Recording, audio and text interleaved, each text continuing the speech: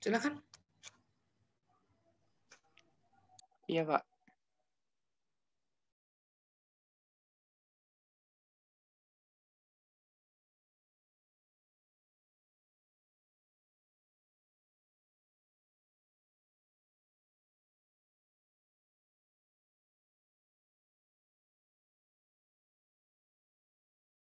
Bentar Pak, izin share screen-nya belum ada.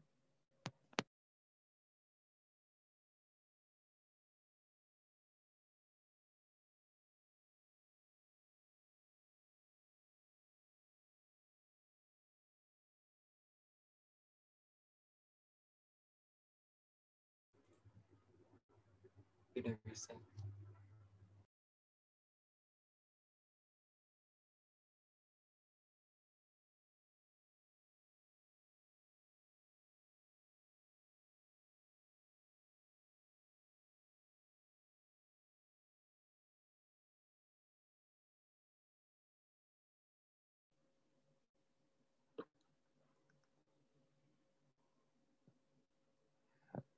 Assalamualaikum warahmatullahi wabarakatuh. Baik, kami akan mempresentasikan materi pertemuan 10 tentang pajak pertambahan nilai dan biaya materai.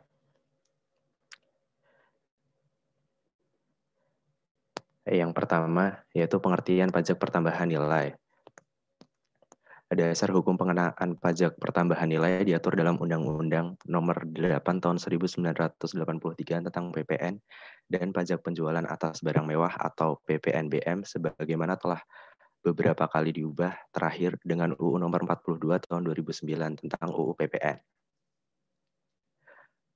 PPN atau yang biasa disebut Value Added Tax dalam bahasa Inggris merupakan pajak yang dikenakan atas setiap pertambahan nilai dari barang atau jasa dalam peredarannya dari produsen ke konsumen.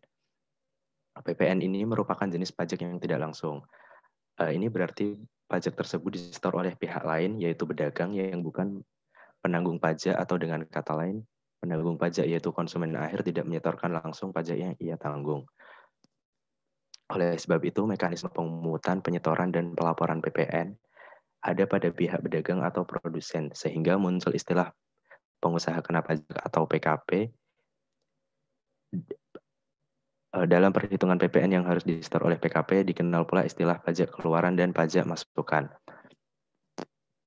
Secara sederhana, pajak keluaran merupakan PPN yang dipungut ketika PKP menjual barang atau jasanya, sedangkan pajak masukan adalah PPN yang dibayar ketika PKP membeli barang atau jasa dari pihak lain.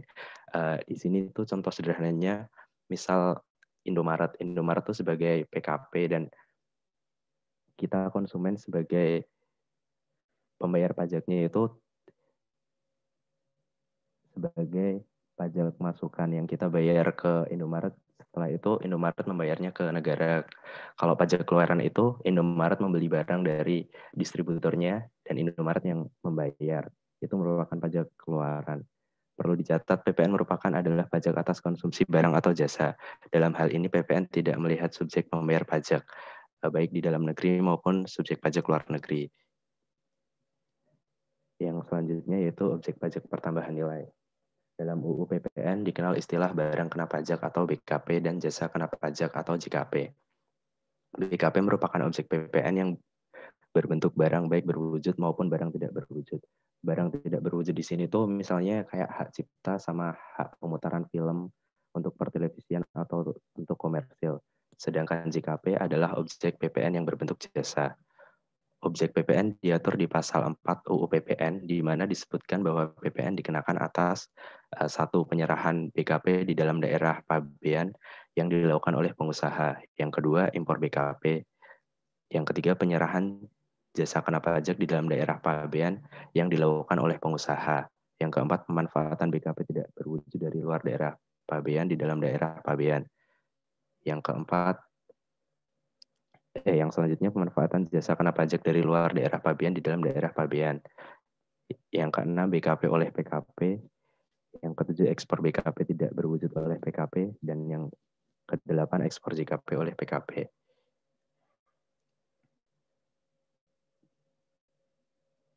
Yang selanjutnya yaitu objek pajak pertambahan nilai. Walaupun demikian, penyerahan yang menjadi objek ada syaratnya. Hal ini diatur dalam pasal 4 ayat 1 Undang-Undang PPN. Berikut adalah syarat penyerahan BKP atau JKP. Yang pertama yaitu yang diserahkan merupakan BKP tidak berwujud atau JKP.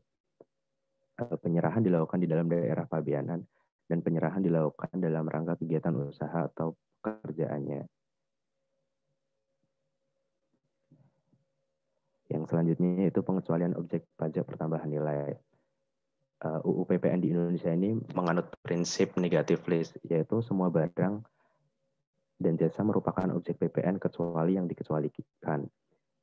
Jadi pengecualian objek PPN ini diatur pada pasal 4A Undang-Undang PPN. Pengutip UU PPN, jenis barang yang tidak dikenakan PPN adalah yang pertama, yaitu barang hasil pertambangan atau hasil pengeboran yang diambil langsung dari sumbernya. Ini contohnya minyak mentah atau crude oil, gas bumi, panas bumi, pasir dan kerikil, batu bara sebelum diproses menjadi briket batu bara, biji besi, biji timah, biji emas, biji tembaga, biji nikel, biji perak, dan barang hasil pertambangan dan pengeboran lainnya yang diambil langsung dari sumbernya. Untuk slide selanjutnya akan dijelaskan oleh Rosalia. Ya, selanjutnya untuk barang-barang kebutuhan pokok yang sangat dibutuhkan oleh masyarakat itu bisa seperti segala jenis beras dan gabah seperti beras putih, merah, ketan hitam, dan ketan putih. Bisa dalam bentuk beras berkulit, bisa digiling beras yang sudah gilingan, kemudian beras setengah giling atau digiling seluruhnya, lalu beras pecah dan menir. Dan juga ada jenis jagung seperti jagung putih, kuning, jagung kuning kemerahan, dan popcorn. Bisa dalam bentuk jagung yang telah dikupas maupun belum. Kemudian bisa dalam bentuk jagung utuh atau pipilan. Selanjutnya bisa dalam bentuk menir beras jagung sepanjang masih dalam bentuk butiran. Lanjut.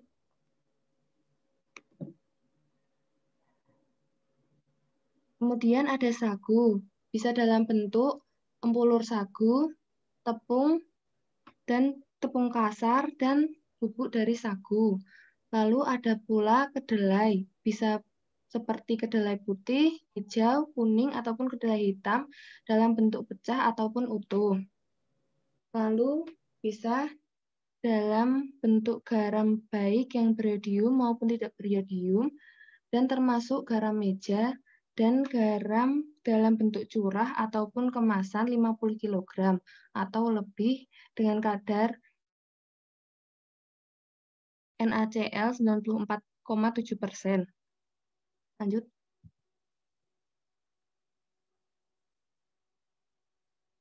Next.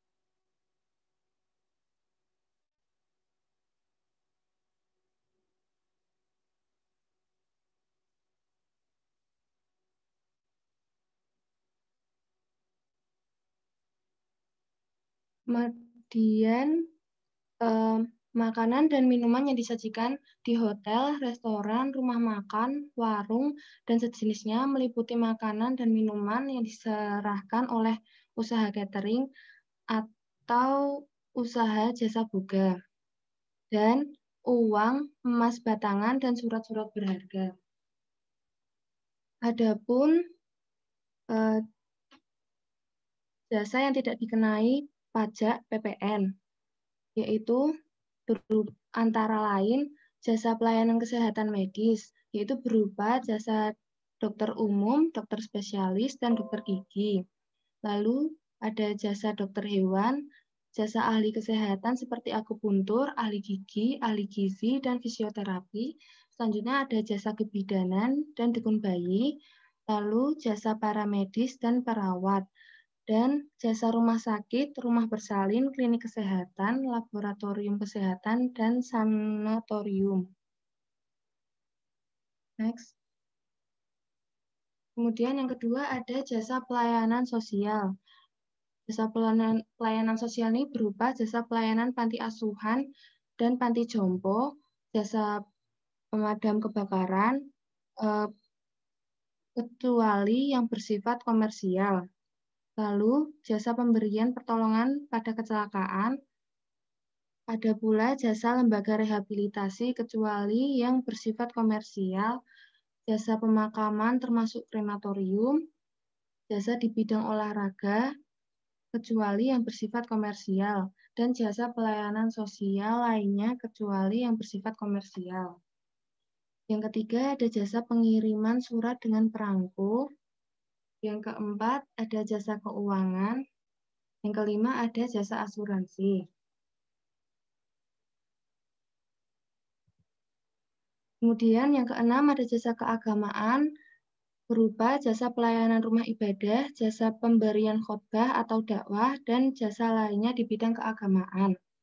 Yang ketujuh, ada jasa pendidikan, seperti jasa penyelenggaraan pendidikan sekolah, seperti jasa penyelenggaraan pendidikan umum, pendidikan kejuruan, pendidikan luar biasa, kedinasan, keagamaan, akademik, dan pendidikan profesional.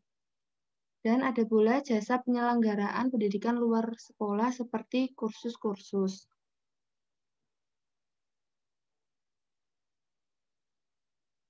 Selanjutnya akan dilanjutkan oleh Nadia. Ya, terima kasih. Ini tetap membahas pengecualian objek pajak bertambah nilai. Nah, yang selanjutnya itu ada jasa kesenian dan hiburan. Kemudian ada jasa penyiaran yang bukan bersifat iklan. Lalu ada jasa angkutan umum, baik di darat maupun air, serta jasa angkutan udara dalam negeri yang menjadi bagian tidak terpisahkan dari jasa angkutan udara luar negeri.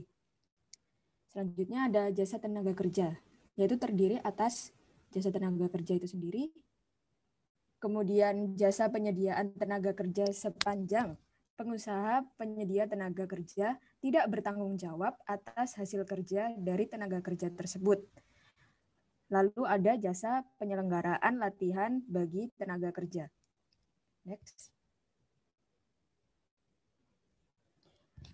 Kemudian ada jasa perhotelan, jasa yang disediakan oleh pemerintah dalam rangka menjalankan pemerintahan secara umum, ada jasa penyediaan tempat parkir, jasa telepon umum dengan menggunakan uang logam, jasa pengiriman uang dengan wesel pos, dan jasa boga atau catering.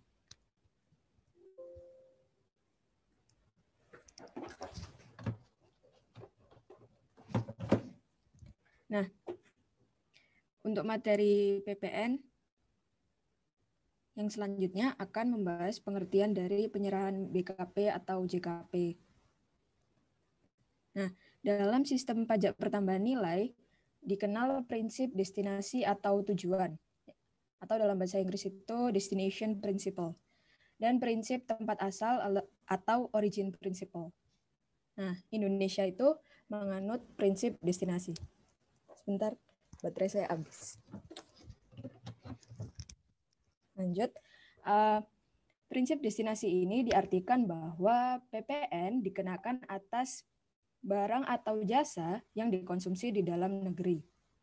Jadi PPN bakalan dikenakan atas barang yang diproduksi di dalam negeri dan digunakan atau dikonsumsi di dalam negeri itu sendiri atau dari luar yaitu impor yang dikonsumsi di dalam negeri. Nah, kebalikannya, prinsip tempat asal berarti PPN dikenakan atas barang atau jasa yang berasal dari dalam negeri. Nah, di Indonesia, sesuai pasal 4 UU PPN, pengenaan PPN dilakukan atas penyerahan dan pemanfaatan di dalam daerah pabean dan impor dengan tarif tunggal yaitu 10%. Sementara ekspor dicantumkan sebagai objek pajak, namun dikenakan tarif 0%. Tarif itu diatur dalam pasal 7. Nah, sementara itu, jika suatu negara menganut prinsip tempat asal, maka impor bukan termasuk objek PPN. Atau objek PPN namun dengan tarif 0%, seperti di Indonesia. Nah, sedangkan untuk ekspor dikenakan pajak sesuai tarif dalam negeri. Next. Nah, secara garis besar, semua barang yang diserahkan di dalam daerah pabean itu objek PPN, kecuali ditentukan lain dalam UU bukan barang kena pajak atau BKP. Nah, berdasarkan pasal 1A UU PPN, yang termasuk dalam pengertian BKP adalah yang pertama yaitu penyerahan hak atas BKP karena suatu perjanjian. Perjanjian yang dimaksudkan itu ada jual beli, tukar menukar, jual beli dengan angsuran, atau perjanjian lain yang mengakibatkan penyerahan hak atas barang. Selanjutnya, pengalihan BKP karena suatu perjanjian sewa beli dan atau perjanjian sewa guna usaha atau leasing. Penyerahan BKP juga dapat terjadi karena perjanjian sewa beli atau perjanjian sewa guna usaha. Nah, yang dimaksud dengan penyerahan karena perjanjian sewa guna usaha adalah penyerahan yang disebabkan oleh perjanjian sewa guna usaha dengan hak opsi.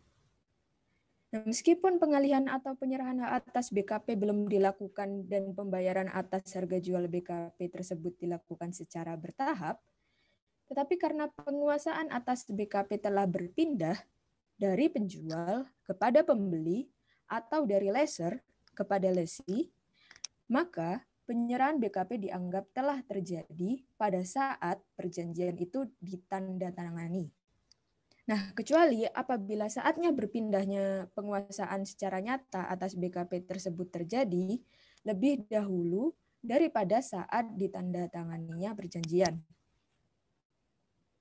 Next. Nah, yang ketiga itu ada penyerahan BKP kepada pedagang perantara atau melalui juru lelang. Nah, yang dimaksud dengan pedagang perantara itu adalah orang pribadi atau badan yang dalam lingkungan perusahaan atau pekerjaannya dengan nama sendiri melakukan perjanjian atau perikatan atas dan untuk tanggungan orang lain dengan mendapat upah atau balas jasa tertentu. Nah, contohnya itu komisioner. Nah, yang dimaksud dengan juru lelang itu adalah juru lelang pemerintah atau yang ditunjuk oleh pemerintah. Yang keempat, itu ada pemakaian sendiri atau pemberian cuma-cuma atas BKP. Nah, pemakaian sendiri itu adalah pemakaian untuk kepentingan pengusaha sendiri, pengurus, atau karyawannya. Sedangkan pemberian cuma-cuma diartikan sebagai pemberian yang diberikan tanpa pembayaran, seperti hibah gitu. Antara lain pemberian contoh barang untuk promosi kepada relasi atau pembeli. Yang kelima, itu ada BKP berupa persediaan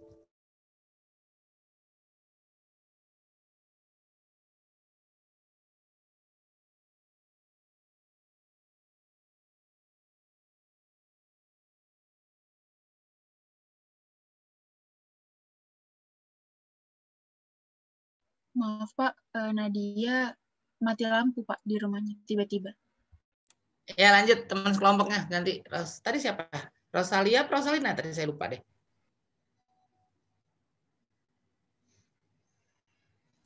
Yang barusan Nadia Pak. Ya maksudnya dilanjut teman sekelompoknya.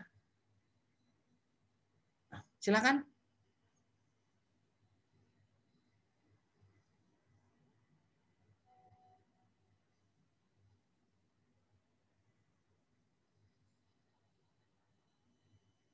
Silakan dilanjut.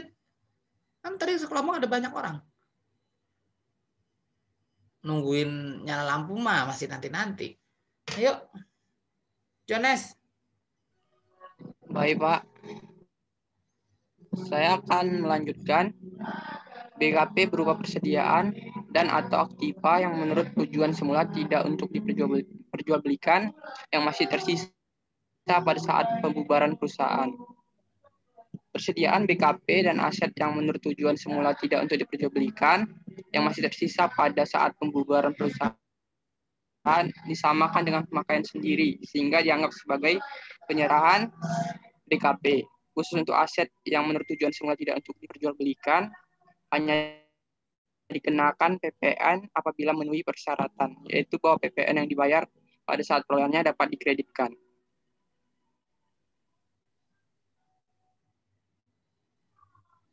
Selanjutnya itu penyerahan BKP dari pusat ke cabang atau sebaliknya, dan atau penyerahan BKP antar cabang.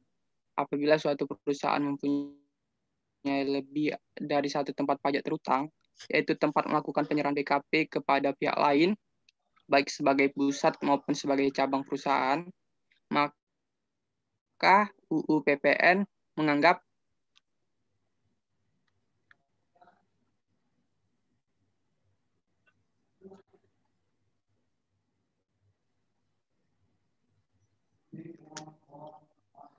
Mana sih Jones? PPN menganggap bahwa pemindahan BKP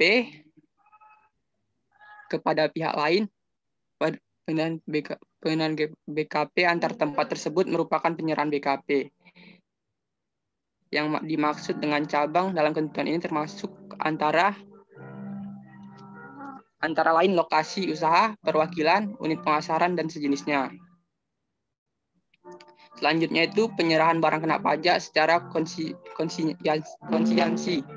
Dalam hal penyerahan secara konsiansi, PPN yang sudah dibayar pada waktu BKP bersangkutan diserahkan untuk dititipkan dapat dikreditkan dengan pajak keluaran pada masa pajak terjadinya penyerahan BKP yang dititipkan tersebut. Sebaliknya, jika BKP titipan tersebut tidak laku dijual atau diputuskan untuk dikembalikan kepada pemilik BKP pengusaha yang menerima titipan tersebut menggunakan ketentuan mengenai pengembalian BKP atau return sebagai yang dimaksud dalam pasal 5A UU PPN. Perlu diketahui bahwa penyerahan BKP secara konsiansi oleh pengusaha kecil tidak dikenakan pajak sesuai ketentuan UU PPN. Selanjutnya, penyerahan BKP oleh pengusaha kena pajak atau PKP dalam rangka perjanjian pembiayaan yang dilakukan berdasarkan prinsip syariah yang penyerahannya dianggap langsung dari PKP kepada pihak yang membuat BKP. Dalam transaksi murabahan misalnya, bank syariah bertindak sebagai penyedia dana untuk membeli sebuah kendaraan bermotor dari PKPA atas pesanan nasabah bank syariah atau Tuan B, meskipun berdasarkan prinsip syariah, bank harus membeli dahulu kendaraan tersebut dan kemudian menjualnya ke Tuan B. Berdasarkan UU PPN, penyerahan kendaraan motor tersebut dianggap dilakukan langsung oleh PKPA kepada Tuan B. Lanjut.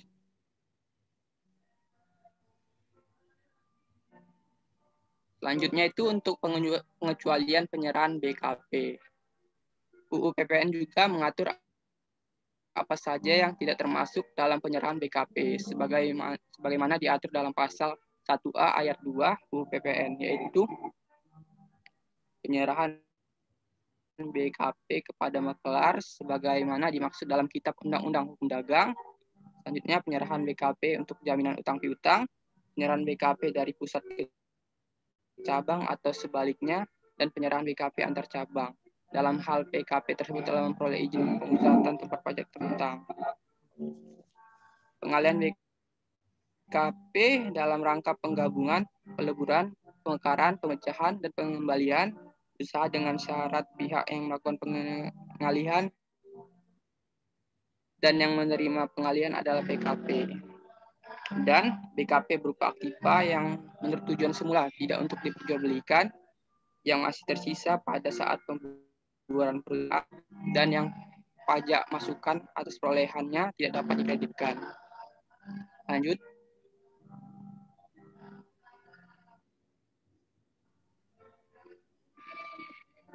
Selanjutnya itu pengertian penyerahan jasa kena pajak. Dalam bahasan pengenaan PPN jasa kena pajak atau JKP, perlu diketahui terlebih dahulu pengertian dari jasa. Definisi jasa itu sesuai dengan pasal 1 angka 5 UU PPN adalah setiap kegiatan pelayanan yang berdasarkan suatu perikatan atau perbuatan hukum menyebabkan suatu barang, fasilitas, kemudahan atau jasa yang dapat dilakukan oleh seseorang atau lembaga tertentu, baik secara langsung atau tidak langsung, untuk kepentingan umum, atau untuk kepentingan pribadi, hak sedia untuk dipakai, termasuk jasa yang dilakukan untuk menghasilkan barang karena pesanan atau permintaan dengan bahan dan atas nama petunjuk dari pemesan. Selanjutnya pasal 4C ayat 1 huruf C UU PPN menentukan bahwa konsumsi penyerahan jasa yang dapat dikenakan PPN adalah penyerahan jasa kena pajak yang dilakukan dalam daerah pabean oleh pengusaha. Dalam memori penjelasannya, penyerahan jasa yang terutang PPN harus memenuhi syarat-syarat sebagai berikut. Syarat itu jasa dikenakan merupakan JKP, penyerahan dilakukan dalam daerah pabean, dan penyerahan dilakukan dalam kegiatan usaha atau pekerjaannya. Sesuai ketentuan pasal tersebut, penentuan suatu penyerahan jasa kena pajak didasarkan pada tempat terjadinya atau dilakukannya penyerahan jasa atau tempat kegiatan, aktivasi, atau pengerjaan pelayanan atau jasa tersebut oleh pemberi jasa dan tidak didasarkan kepada tempat kedudukan atau domisili penerima jasa. Dengan demikian, PPN dikenakan atas penyerahan JKP yang dilakukan dalam daerah pabean oleh PKP kepada pihak manapun, termasuk kepada orang pribadi atau badan yang berada di luar negeri. Lanjut.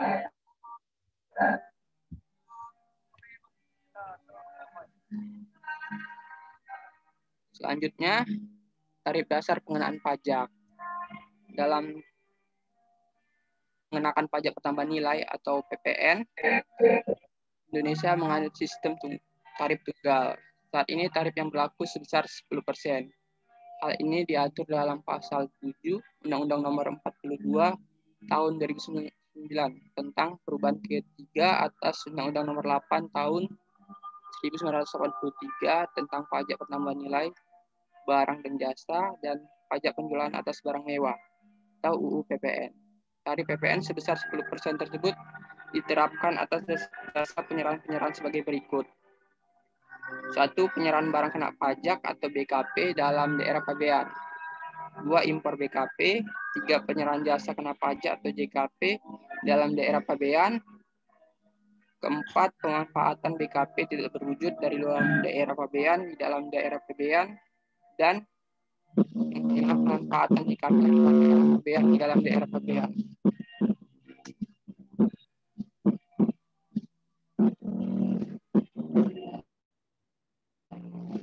Tarif dasar pengenaan pajak. Adapun UU PPN juga mengatur penyerahan. Ini yang sorry. Kenakan tarif PPN yang speakernya soundnya bocor siapa ya? Maaf Pak, sebelumnya Pak, ini speaker saya Pak. Tangga saya lagi ada acara keluarga Pak. Jadi, Oh, lagi ada hajatan. Oh ya, udah lanjut. Iya Pak. Selanjutnya adapun UU PPN juga mengatur penyerahan yang dikenakan dari PPN sebesar 6% yang diterapkan atas penyerahan sebagai berikut. 1. Ekspor BKP berwujud. 2. Ekspor BKP tidak berwujud. Dan ketiga, ekspor JKP.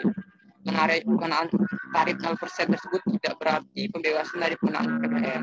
Dengan demikian, pajak masukan yang telah dibayar untuk memperoleh BKP dan atau JKP yang berkaitan dengan kegiatan tersebut dapat dikreditkan. Selain itu, untuk PPN juga melakukan tarif normal PPN sebesar 10% dapat berubah menjadi paling rendah 5% dan paling tinggi 15% yang perubahan tarifnya diatur dengan peraturan pemerintah. Yang diberikan berdasarkan pertimbangan ekonomi dan atau peningkatan kebutuhan dana untuk pembangunan dengan tetap memakai prinsip tarif tunggal.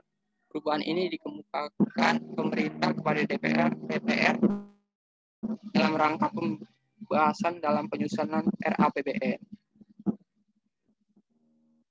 Ya, akan dibahas oleh Kemudian dasar pengenaan pajak. Selain urusan tarif, Undang-Undang PPN juga mengatur mengenai dasar pengenaan pajak atau DPP untuk PPN. DPP ini sendiri adalah jumlah harga jual, penggantian, nilai impor, nilai ekspor, atau nilai lain yang dipakai sebagai dasar untuk menghitung pajak yang terutang. Nah, harga jual ini sendiri adalah nilai berupa uang, termasuk semua biaya yang diminta atau seharusnya diminta oleh penjual karena penyerahan BKP. Tidak termasuk PPN yang dipungut menurut UU PPN dan potongan harga yang dicantumkan dalam faktur pajak. Kemudian penggantian. Penggantian ini adalah nilai berupa uang, termasuk semua biaya yang diminta atau seharusnya diminta oleh pengusaha karena JKP. Ekspor JKP atau ekspor BKP tidak berwujud, tetapi tidak termasuk PPN yang dipungut menurut UU PPN, dan potongan harga yang dicantumkan dalam faktur pajak, atau nilai berupa uang yang dibayar atau seharusnya dibayar oleh penerima jasa karena pemanfaatan JKP dan atau oleh penerima manfaat BKP tidak berwujud karena pemanfaatan BKP tidak berwujud dari luar daerah pabean di dalam daerah pabean. Kemudian nilai impor. Nilai impor adalah nilai berupa uang yang menjadi dasar perhitungan bea masuk, ditambah pungutan berdasarkan ketentuan dalam peraturan perundang-undangan yang mengatur mengenai kepabeanan dan cukai untuk impor BKP, tidak termasuk PPN dan PPNBM yang dipungut menurut Undang-Undang PPN. Selanjutnya nilai ekspor. Nilai ekspor sendiri adalah nilai berupa uang, termasuk semua biaya yang diminta atau seharusnya diminta oleh eksportir. Next. Lalu ada nilai lain. Nilai lain adalah nilai berupa uang yang ditetapkan sebagai DPP. Berdasarkan Peraturan Menteri Keuangan atau PMK nomor 75/PMK03/2010, sebagaimana telah ya Pak.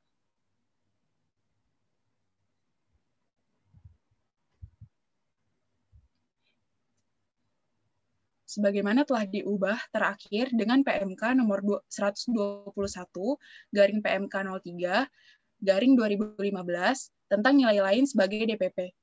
Nilai lain ditetapkan sebagai berikut. Yang pertama, untuk pemakaian sendiri BKP dan atau JKP adalah harga jual atau penggantian setelah dikurangi laba kotor. Yang kedua, untuk pemberian cuma-cuma BKP dan atau JKP adalah harga jual atau penggantian setelah dikurangi laba kotor. Yang ketiga, untuk penyerahan film cerita atau perkiraan hasil rata-rata per judul film. Yang keempat, untuk penyerahan produk tembakau adalah sebesar harga jual eceran.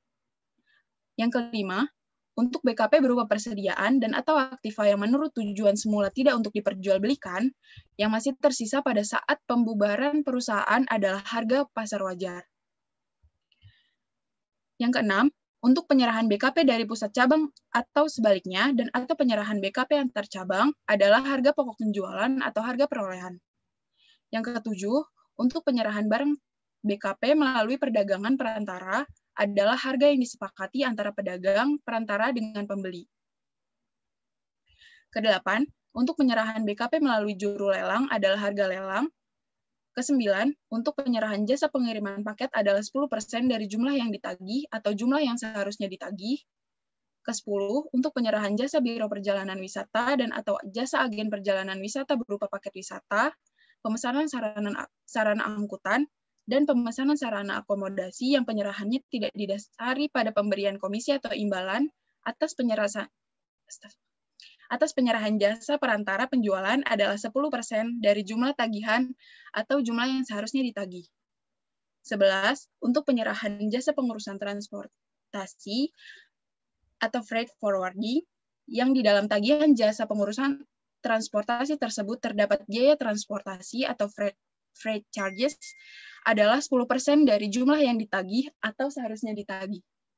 Ke-12, ketentuan lebih lanjut mengenai penentuan nilai atas perkiraan hasil rata-rata terkait penyerahan film, cerita, dan harga jual eceran terkait penyerahan produk tembakau diatur dengan Peraturan Direktur Jenderal Pajak. Untuk slide ini sama seperti slide selanjutnya. Next.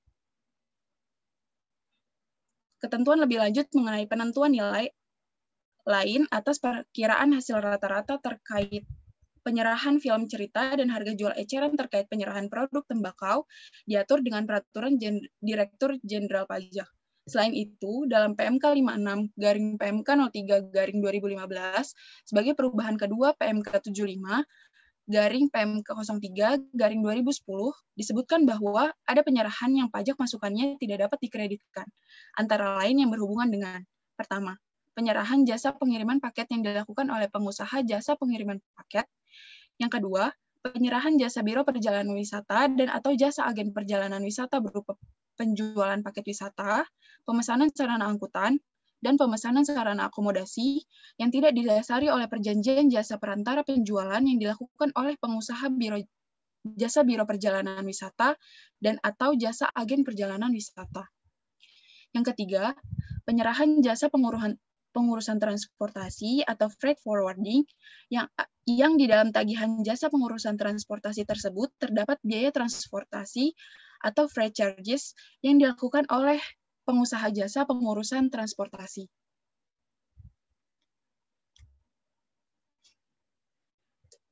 Kemudian pengecualian pengenaan PPN.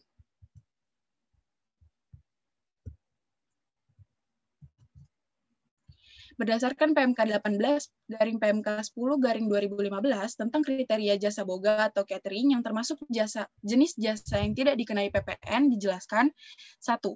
Jasa catering merupakan jasa penyediaan makanan dan minuman yang dilengkapi dengan peralatan dan perlengkapan untuk proses pembuatan, penyimpanan, dan penyajian untuk disajikan di lokasi yang diinginkan oleh pemesan.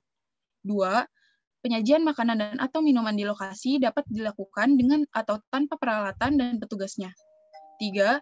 Tidak termasuk dalam pengertian jasa boga atau catering, yaitu penjualan makanan dan atau minuman yang dilakukan melalui tempat penjualan toko, kios, dan sejenisnya untuk menjual makanan atau minuman, baik penjualan secara langsung maupun tidak langsung, atau pesanan.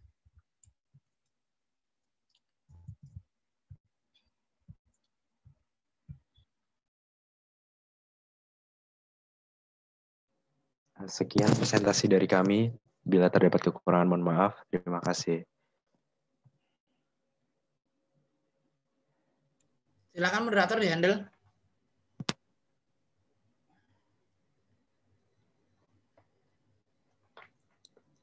Moderatornya siapa? Wajar ya?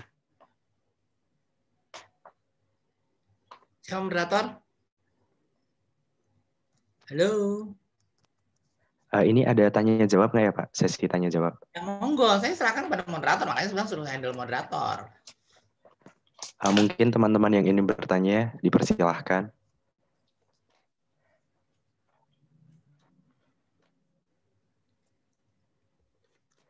Saya udah nanya apa ngantuk nih kayaknya nih ya. Hah? Saya izin bertanya. Silakan.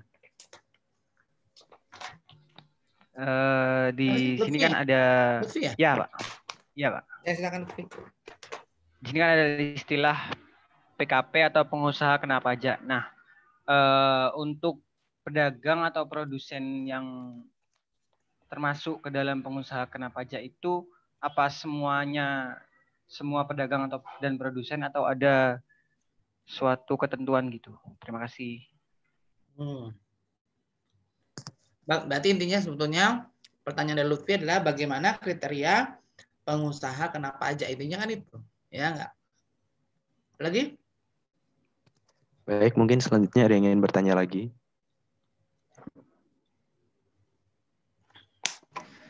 Izin bertanya dong. Ya, silakan. Semisal ada wajib pajak orang pribadi, nah dia kan udah punya NPWP.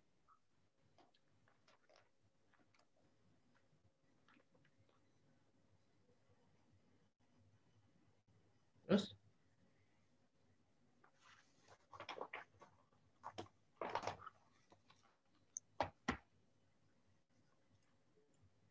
Yang nanya barusan siapa ya?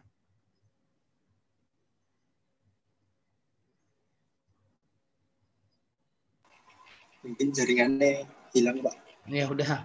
Dan lagi yang lain?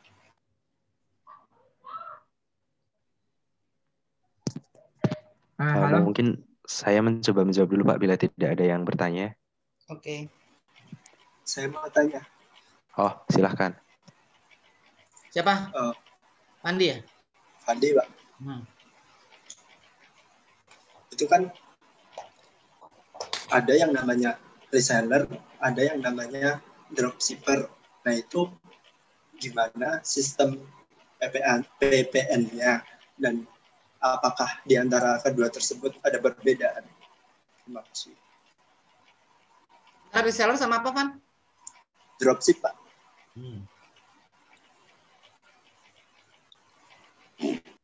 Oke. Dari tadi kita bahas, itu banyak sekali istilah-istilah daerah pabean. Emang kalian ngerti nggak sih daerah pabean itu apa? Itu bukan istilahnya anak-anak pajak, itu istilahnya anak-anak bea cukai. Dia kan dari tadi kan syaratnya adalah berada dalam daerah pabean, kan gitu. Apa sih daerah pabean? Siapa kemarin yang nilainya paling bagus? Siapa kemarin yang paling bagus? Imam kayaknya dapat nilai 9 kemarin ya. Imam mana Imam? Ya Pak. Ya, apa itu daerah pabean? Daerah pabean itu yang kawasan pabean yang di daerah ini Pak biasanya perbatasan. Kok perbatasan? Berarti PPN hanya berlaku di perbatasan? Enggak sih Pak. Enggak tahu. Apa ya namanya? Biasanya itu buat pokoknya daerah yang ada dalam Indonesia berarti Pak. Kau gimana? Daerah pabean adalah seluruh wilayah negara Kesatuan Republik Indonesia, baik darat, laut, udara, bukan pelabuhannya ya, bukan pelabuhannya, tapi darat, laut, dan udara. Justru kalau di pelabuhannya itu ada yang tidak termasuk daerah pabean, kayak misalnya kalau Tanjung Priok enggak ya. Kalau ada pelabuhan yang langsung lepas pantai juga enggak.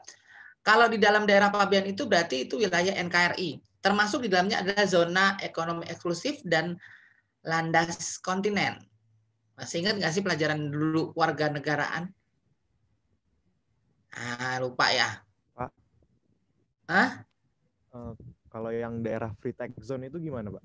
Ya, free tax zone itu adalah ketika di situ bukan daerah pabean, di situ memang ada pemberlakuan khusus. Kayak bea cukai itu adalah Batam. Jadi barang-barang yang masuk Batam itu enggak dikenakan pajak. Makanya kalau kita orang umum, ada orang bea cukai kerja di pajak, titip handphone dong, karena mereka begitu handphonenya masuk ke Batam nggak kena pajak. Tapi begitu keluar dari Batam, masuk ke Jawa, masuk ke Jakarta, itu kena pajak harusnya. Gitu loh, ya.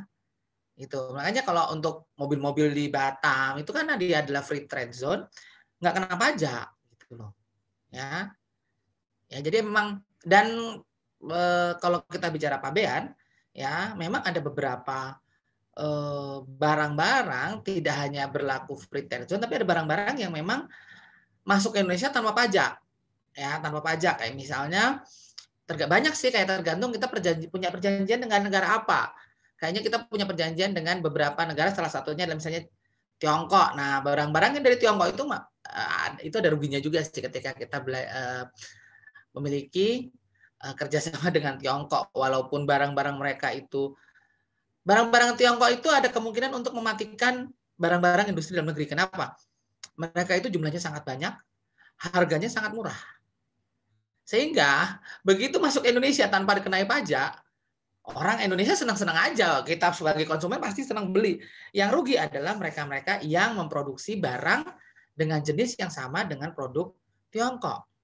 Kayak kaos-kaos aja. Begitu kaos masuk dari produk Tiongkok, karena kita punya perjanjian ya, free tax gitu kan, bebas pajak, bebas bea ya. Barang kita yang masuk ke Tiongkok juga bebas pajak. Barang yang masuk dari Tiongkok untuk ke Indonesia juga bebas pajak. Ya. Memang ada di satu sisi menguntungkan negara, tapi di satu sisi juga merugikan pihak-pihak tertentu. Salah satunya adalah industri dalam negeri. Itu loh. Ya. Nah, kalau kita bicara di sini, daerah pabean adalah semua daerah yang ada di Indonesia, termasuk di dalamnya adalah yang berlaku zona ekonomi eksklusif. Ya. Tapi kalau di Batam masih berlaku nggak PPN? Di Batam berlaku PPN nggak? Enggak, Pak. Nggak berlaku karena dia adalah dikhususkan bagi di luar daerah. Walaupun dia termasuk daerah pabean, tapi diberlakukan aturan tersendiri. Gitu. Kalau lebih mau jelasnya, tanya anak-anak bea cukai, mereka udah makanan sehari-hari terkait dengan kawasan pabean, daerah pabean, barang-barang yang boleh masuk, barang-barang yang bebas PPN, bebas pajak, bebas masuk. Kalau ekspor itu tidak ada nol tarifnya, nah itu makanan hari-hari mereka. Ya, jelas ya. Itu bukan wilayah kita, itu wilayah, kalau kita ingat, kita adalah perpajakan bendahara yang dipungut oleh bendahara. Kalau itu adalah pajak yang dipungut oleh Direktorat Jenderal bea cukai. Jelas? Ya, jadi baca tuh undang-undang nomor berapa sih, Fandi, terkait dengan daerah pabean tadi? Undang-undang nomor berapa? Pan?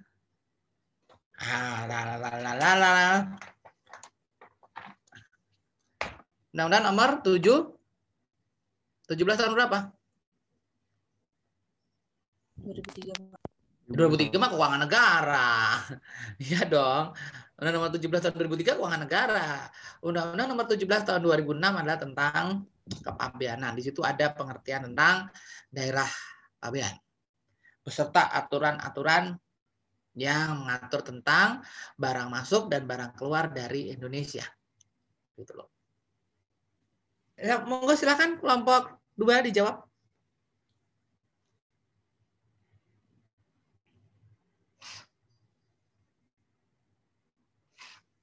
Nomor 2, silakan.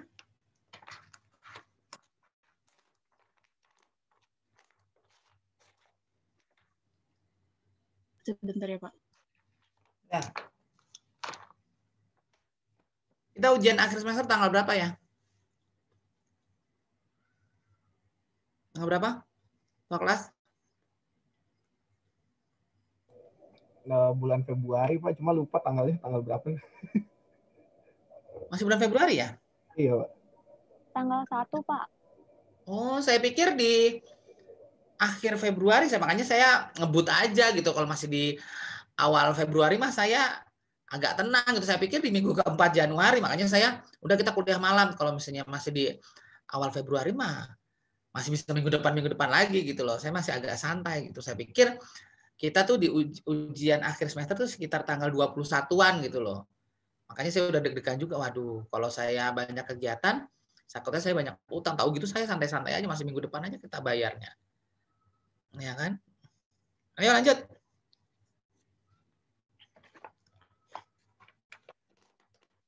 Yuk.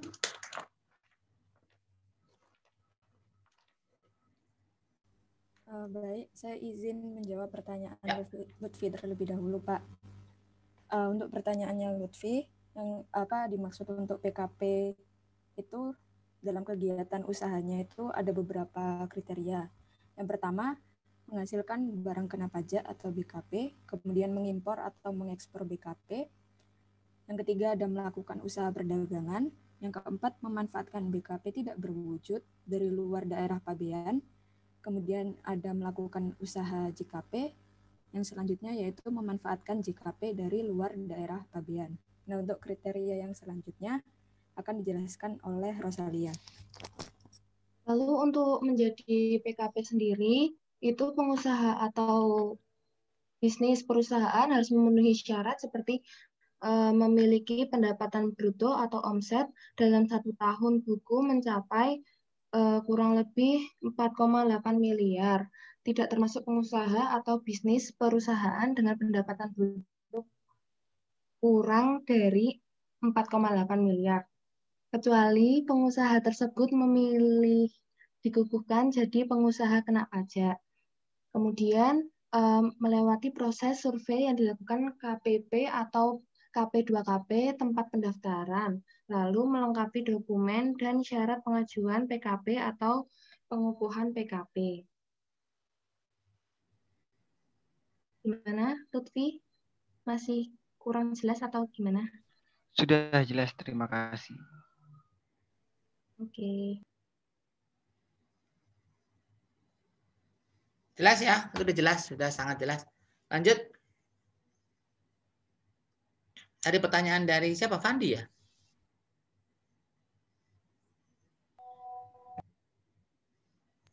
Selanjutnya saya akan menjawab pertanyaan dari Fandi.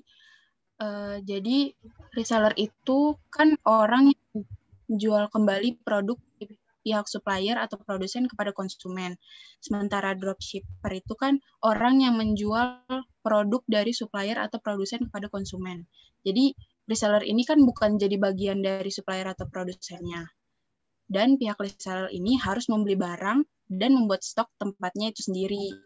Baru kemudian barangnya itu dijual ke konsumen. Jadi pengiriman barang pun dilakukan oleh reseller itu sendiri. Jadi beda sama dropship. Kalau dropship itu kan dia menjual barang dari supplier atau produsen kepada konsumen tanpa harus membuat stok di pihaknya. Jadi mereka menjual barang kepada konsumen langsung gitu dari produsennya. Kalau ada order, dropshipper langsung meneruskan pembeliannya ke supplier supaya barang yang dikirim ke konsumen itu bisa langsung gitu. Dan pihak supplier akan mengirimkan order atas nama dropshipper. Nah, jadi baik reseller atau dropshipper, keduanya itu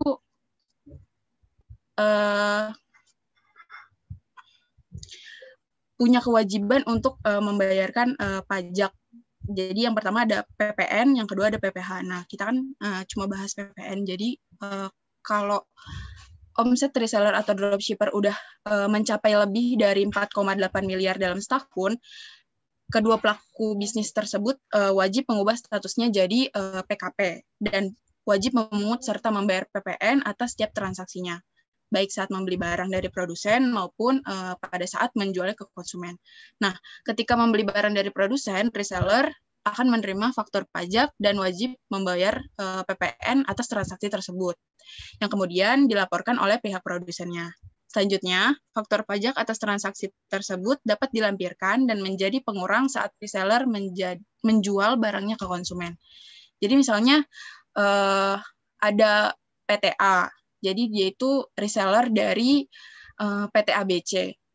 Jadi saat melakukan pembelian 1 unit barang dengan total pembayaran 5 juta, PTA ini dikenakan PPN 10%. Jadi mereka harus bayar sebesar 5,5 juta ke PT ABC. Kemudian saat menjual barang ke konsumen dengan harga yang sudah disesuaikan menjadi 6 juta, PTA ini harus memungut PPN sebesar 10%, yaitu menjadi 6,6 juta. Jadi saat PTA membayar dan melaporkan PPN, PTA ini dapat melampirkan faktur pajak dari PT ABC yang menyatakan kalau pihaknya itu udah bayar pajak sebesar 500.000. Nah, PPN tersebut bisa menjadi pengurang untuk pembayaran pajak atas penjualannya ke konsumen. Gitu. Seperti itu. Gimana, Van? Kalau contohnya reseller sama dropship apa sih? Di Indonesia aja deh. Ada nggak? Biar kita nggak ngawang-ngawang nih. Apa? Kalau reseller itu misalnya jadi misalnya PT ABC ya Pak. Nah, jangan PT ABC lagi, enggak. Realnya. Ada nggak contoh realnya di Indonesia? Misalnya kayak Shopee gitu Pak. Kan misal Shopee itu dropship apa reseller? Hah? Ayo. Shopee itu dropship apa reseller? Shopee itu bisa dropship, Pak. Iya. Apa reseller? Kalau menurut saya Shopee itu pasarnya, Pak. Tempatnya. Ayo, yang benar gimana nih? Kalau Hypermart, Giant, Carrefour itu apa? Reseller. Reseller. Nah, saya tadi dropship apa nih? Contohnya apa? Kalau reseller kan jelas nih. Saya beli barang, saya nyimpan sendiri, saya jual sendiri, ya nggak sih? Kalau yang dropship itu kan cuman ada orang pesan, saya lanjutin aja kan gitu. Iya nggak sih? Iya, Pak. Iya kan? Contohnya ada nggak? Atau di kehidupan sekeliling kalian? Van, bisa bantu Van?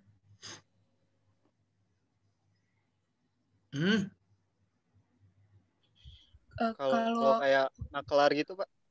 Iya, ya jatuhnya kayak makelar gitu emang. Dia nggak mau ngambil resiko. Kalau reseller kan ngambil resiko. Ketika barangnya nggak laku, ketika barangnya rusak, ya nggak. Pada waktu proses penyimpanan, pada waktu proses pengepakan, barangnya rusak, itu yang tanggung jawabnya si reseller. Tapi kalau ini kan dia tidak mengambil resiko, ya nggak. Dia hanya menyampaikan pesanan dari ya pemesan kan gitu. Ya, resiko tidak ada di dia gitu loh. Ya, jelas ya. Banyak maklar-maklar, banyak kan maklar kayak misalnya maklar tanah lah, ya nggak sih? Kan dia nggak beli tanahnya. Dia jangan, oke, Fandi mau beli tanah, saya cariin nih siapa yang punya tanah, dihubungkan kan gitu. Tapi kalau reseller, ya saya beli dulu tanahnya, terus saya jual lagi kan gitu. Ini namanya reseller. Ya, jelas ya, jelas perbedaannya. Van, jelas nggak? Ya, Pak. Oke, moderator silahkan mau dilanjut atau gimana? Pak, boleh nanggepin nggak Pak pertanyaan tadi? Silahkan, masa nggak boleh ditanggapin? Itu sebetulnya pernyataan saya kurang tepat, bisa jadi kan? Bukan Pak, maksudnya bertanya. Itu berlaku tambahin apa nanya? Bertanya gitu ya, loh. dari jawaban Dwinanda tadi bertanya Pak. Ya. Itu tadi itu kan itu berlaku untuk di Allshop di Shopee itu juga nggak? Karena saya baca sih undang-undang PPN untuk Allshop juga belum diberlakukan, baru diberlakukan untuk elektronik doang sih. Jadi belum ada PPN sih gitu. Itu berlaku juga nggak di Allshop? Kalau yang saya tahu, kalau reseller kayak di Instagram atau di Shopee, itu belum ada kena PPN-nya sih. Setahu saya ya, Pak. Ya, karena itu masih sektor informal ya kali jatuhnya ya. Iya, Pak, ya, belum ada resmi. Apalagi kan di IG ya, yang di IG, di Instagram itu malah cuman ya emang nggak pakai pajak sih itu, karena masih sektor informal. Ada lagi? Moderatornya aktif dong, diem aja nih moderatornya. Halo. Iya, mungkin dari teman-teman ada yang ingin ditanyakan lagi. Izin bertanya. Ya, silahkan. Semisal ada wajib pajak orang pribadi. Nah, dia kan udah punya PWP tuh. Nah, terus dia pengen mendirikan perusahaan perseorangan. Nah, apakah dia harus mendaftarkan diri terlebih dahulu untuk jadi pengusaha kena pajak atau enggak? Misalnya seperti harus mengurus nomor PKP-nya dulu gitu atau bagaimana? Makasih. Langsung aja dijawab.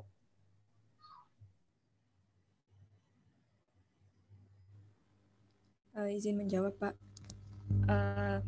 Untuk mendaftarkan itu balik lagi ke kriteria dari PKP itu gimana. Ada omsetnya juga, terus jenis usahanya gimana. Jadi waktu udah sesuai sama kategori itu baru bisa jadi PKP. Setahu saya seperti itu. Ya, jadi kemarin waktu saya ditugaskan oleh kampus untuk membeli buku, bukan membeli buku, seolah-olah mencetak buku dari beberapa dosen yang bikin tulisan, akhirnya kita jadikan satu yang namanya Bunga Rampai, terus diterbitkan pakai perusahaannya adalah pakainya PT-nya Prasetya Mulia, Universitas Prasetya Mulia. Saya pikir itu adalah Universitas Prasetya Mulia dengan percetakannya itu udah besar bagi saya. Ternyata mereka masih bukan PKP gitu, non PKP. Kenapa? Ternyata mereka kan menghasilkan buku pelajaran, dan buku pelajaran itu tidak termasuk yang kena pajak ternyata gitu ya. Berarti nggak bisa yang namanya PKP itu ya terutama untuk perusahaan-perusahaan yang komersil. Nah, kalau untuk kemarin kasus saya yang Universitas Prasetya Mulia, karena dia menghasilkan buku-buku pelajaran, maka ya dia bukan PKP. Ya, padahal saya pikir itu perusahaan besar. Saya pikir tadinya pasti kena pajak nih, tapi ternyata begitu saya mengurus SPJ-nya, ngurus pertanggungjawaban untuk mengeluarkan uang negaranya, ternyata dia mengajukan surat bahwa mereka bukan pengusaha kena pajak. Gitu. Maka dilihat dulu kriteria produknya seperti apa, kemudian tujuannya apa dan sebagainya. Nggak bisa loh tiba-tiba saya mau bikin perusahaan terus daftar jadi PKP. Nggak bisa seperti itu, kan dilihat juga omsetnya berapa segala macam. Jelas ya? Jelas Pak, terima kasih Pak. Oke, moderator. Mungkin satu pertanyaan lagi terakhir buat teman-teman yang ada mau bertanya.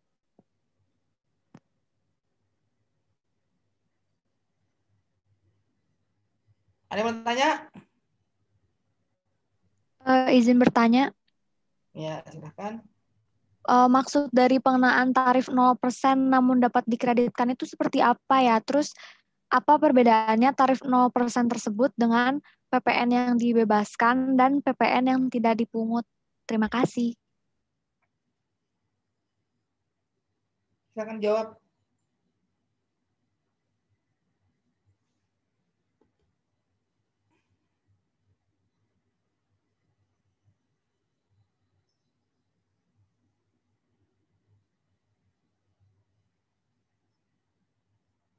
Ayo. Izin menjawab, Sebentar, Pak. Untuk pertanyaannya Pia, jadi pengenaan tarif 0% itu tidak berarti pembebasan dari pengenaan PPN. Nah, yang berarti pajak masukan yang telah dibayar untuk perolehan BKP-nya atau JKP itu berkaitan dengan kegiatan tersebut dapat atau tidak dikreditkan. Nah, perbedaan dari pembebasan dan tidak dipungut PPN itu ada seperti ini. Untuk PPN yang dibebaskan berarti memang tidak dikenakan PPN alias memang tidak ada tarif. Nah, untuk PPN tidak dipungut itu menggunakan tarif 0%.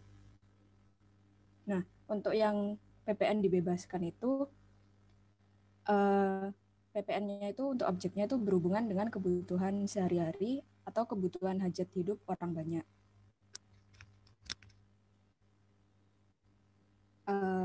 Terus kalau untuk yang 0% itu untuk kegiatan ekspor tidak dipungut PPN agar harga atas BKP atau JKP-nya itu dapat bersaing, maksudnya yang diekspor itu dapat bersaing dengan harga yang berada di luar negeri. Itu alasan untuk pengenaan 0%.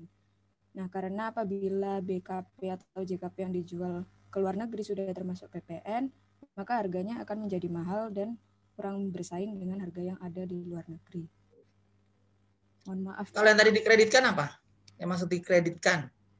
Yang 0%, Pak. Bukan berarti pembebasan seperti tidak dipungut, tapi sebenarnya ada yang pajak yang udah dikreditkan sebelumnya. Ya, jadi sebetulnya intinya adalah kalau yang dikreditkan itu terdiri dari banyak barang, ya nggak semua itu dipukul rata gitu loh, nggak semua dipukul rata, ada yang 5%. Biasanya itu terkait dengan kalau kalian kenal orang-orang mahasiswa bea cukai itu bawa buku yang primbon mereka. Kalau kalian kan primbon, kita kan primbonnya Undang-Undang Keuangan Negara ya kan gitu. Kalau anak pajak primbonnya adalah KUP, Ketentuan Umum Perpajakan, gitu kan. Kalau mahasiswa bea cukai primbonnya adalah buku HS Harmoni Sistem atau BTKI, buku tarif pabean Indonesia. Nah, di situ ada tarifnya tuh 0%, 5% segala macam. Jadi ketika barangnya itu jumlahnya macam-macam dan banyak, maka tarifnya juga macam-macam, nggak bisa sama ratakan semua, tidak bisa yang namanya tidak dipungut gitu kan. Maka ya jadi bunyinya adalah tarifnya 0%, bunyinya gitu. Ya, kalau misalnya tidak dipungut repot lagi nanti semuanya nggak dipungut jadinya. Maka digantikan berbagai macam tarif, salah satunya adalah dengan 0%. Yang 0% itu biasanya adalah yang menyangkut hajat hidup orang banyak dan biasanya digunakan untuk ya agar kalau untuk ekspor biasanya adalah biar harganya bisa bersaing. Jelas? Jelas, Pak. Terima kasih. Oke, moderator. Baik, mungkin sekian presentasi dari kami. Bila ada kekurangan, mohon maaf. Wassalamualaikum warahmatullahi wabarakatuh. Waalaikumsalam warahmatullahi wabarakatuh. Kita kuliah kapan lagi? Terima kasih kelompok kedua. Ya, kita kuliah kapan lagi? Kamis ya. Kamis malam Jumat pula lagi ya. Malam Jumat pula lagi ya. Oke, Kamis ya. Oke lah. Udah dibikin daripada gonta-ganti di portal. Kamis ya, kita mulai 7:30. Berarti materi berikutnya adalah bea materai. Ya, bea materai itu lanjutan dari slide yang hari ini sudah dibahas oleh kelompok 2. Oke, terima kasih banyak. Terima kasih banyak teman-teman sudah kuliah malam-malam. Silahkan ya dilanjut, silahkan istirahat, silahkan dilanjut rebahannya lagi, silahkan dilanjut nonton Netflix-nya lagi. Ya. Kalau saya agak malas ngingetin kalian jangan lupa belajar ya, karena kalau saya ngomong jangan lupa belajar, tetap aja kalian nggak belajar gitu loh. Saya yakin mahasiswa itu belajarnya mepet-mepet biasanya, jarang ada nggak, walaupun ada sih yang belajarnya nyicil, apalagi kalau kuliah online kayak gini dengan sistem ujian yang open book, ntar aja lah belajarnya gitu ya. Jadi ya udahlah, nikmatin dulu aja ya, mumpung masih bisa. Oke. Sampai ketemu lagi minggu depan. Sampai ketemu hari Kamis ya. Terima kasih banyak. Sehat selalu. Jaga kesehatan. Tetap patuhi protokol kesehatan. Selain 3M juga jangan lupa imunitas kita juga dan tingkatkan iman kita agar kita selamat. Karena yang corona yang biasanya belum selesai aja udah datang yang baru lagi kan gitu ya guys. Ya enggak, yang katanya dari Inggris yang penularannya lebih cepat gitu loh. Jadi yang lama aja belum selesai, kita belum divaksin, udah datang yang baru. Maka ya satu-satunya jalan adalah gimana caranya kita bisa meningkatkan imunitas kita. Oke, sehat selalu untuk kalian. Doa saya bersama kalian. Tuhan memberkati. Ya, wabillahi taufik wa hidayah. Wassalamualaikum warahmatullahi wabarakatuh. Shalom. Om Santi Santi Santi Om. Namo Buddhaya. Salam kebajikan. Rahayu. Dadah.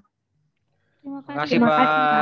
Terima kasih, Pak. Sehat juga, Pak. Sehat ya. Dadah, saya duluan ya. Makasih, Yo. Pak. Pak.